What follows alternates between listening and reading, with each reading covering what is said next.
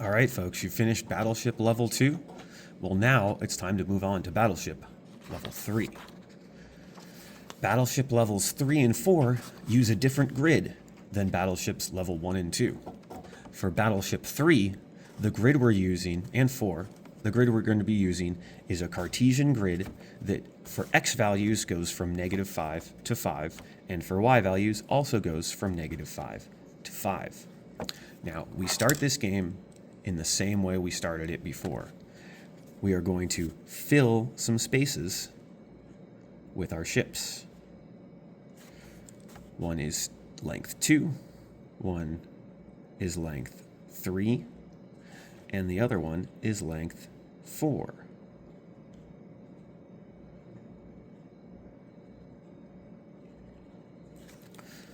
Now, this game of Battleship, play continues back and forth in the same fashion as Battleships Level 1 and 2, with each player taking turns announcing shots to the enemy and marking where they decided to strike.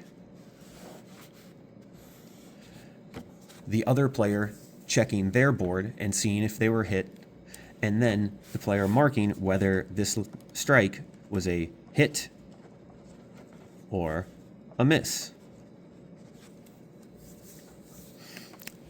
Now, for this version of the game, as you might have noticed by the line I drew, we are not going to just be using vertical and horizontal lines. We are now going to be striking outward from the center using our proportions.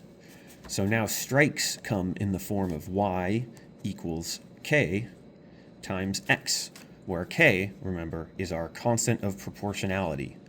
It's also our rate of change. So, let me give you an example of an attack that an opponent could make at me. Let's say the opponent decides to make a strike at y equals 3x.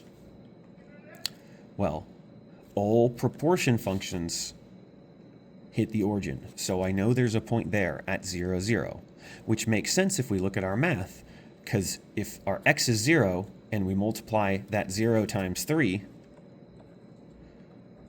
that result is 0, because anything times 0 equals 0. And that's how we know for sure that 0, 0 is going to be a point on this line, y equals 3x. Now, from our origin, we need to use this 3, our rate of change, to see where the next point's going to be. The next point that we can easily plot is when x equals 1. Now, if you're looking at the graph, you can use this rate of change to say that 3 means we're going to move. Every time we move over by 1, we go up by 3. So we have another point at 1, 3. And if we check our equation, we can see once more, we have an x value of 1, and 3 times 1 does in fact equal 3. And that's why we have a point at 1, 3, right here. Now that I have 2 points, I can draw a line.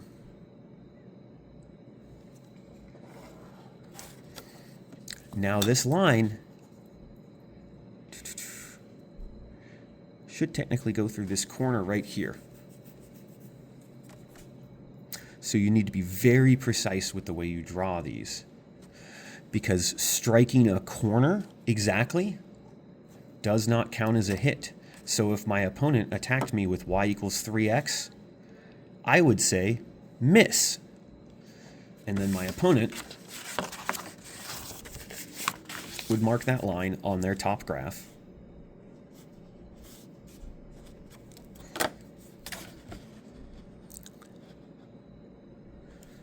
Like so. And then my opponent would mark that as a miss.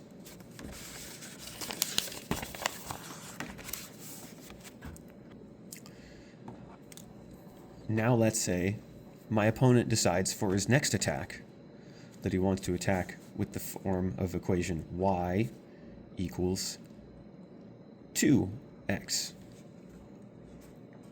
Well, then I would check on my board. He struck at y equals 2x. Well, I know that line goes through the center. And then if I move over 1, I go up 2. Similarly, if I went over 1 to the left, I would go down 2, and that gets me my line for y equals 2x.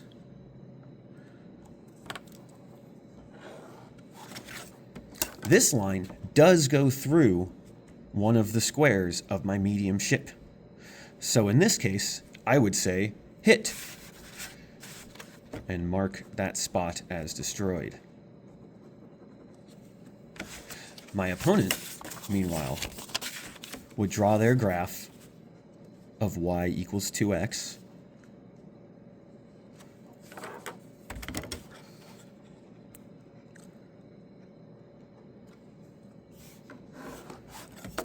And would label this line, you got to be careful how you label these, as a hit, with a little arrow going to that line. So I know that this line struck a ship, which gives me some hint that maybe I need to try slightly different angles to hit the other pieces of that ship.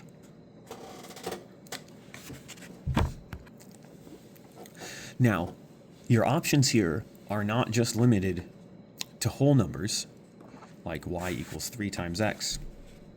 We can also use fractions. So let's say I wanted to attack, or my opponent chose to attack me.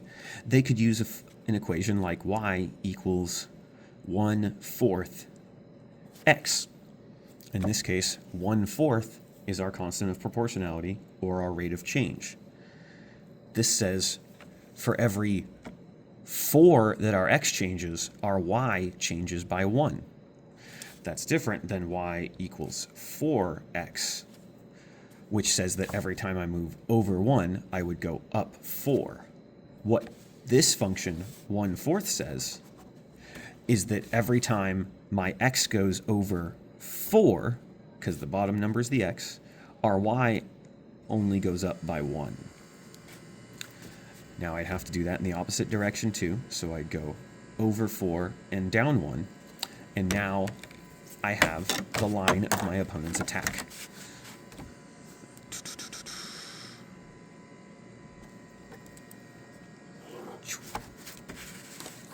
And in this case, I would tell my opponent that that is a miss. Now, there's one other type of proportion we should get to, in addition to our whole number positive equations and our fractional positive equations. We also can use negative numbers. For instance, y equals negative 2x. What y equals negative 2x tells us is that our rate of change, so our y over x, is negative 2 over 1. Or in other words, every time our x changes by 1, our y changes by negative 2. So let me show you what that looks like. If I were to start again at the origin, because all of these functions, these proportions start at the origin. From here, I'm going to go over 1 on the x, and then down 2 on the y. Similarly, if I went left 1, I would go up 2. And now I have the line, now I have the points to draw the line for y equals negative 2x. And I'm going to put this right here, and then I'm going to draw my line here, and wowie wowie! This has actually 3 hits. So in this game, Battleship Level 3, sometimes you have to call out that there are multiple hits. So I would say 3 hits. My opponent would meanwhile be tracking this on their board. And if I were playing this game, at this point, I would start to be pretty nervous, because I only have 1, 2, 3, 4, 5 spots left. Oh, and if those get hit by my opponent's lines, I lose the game.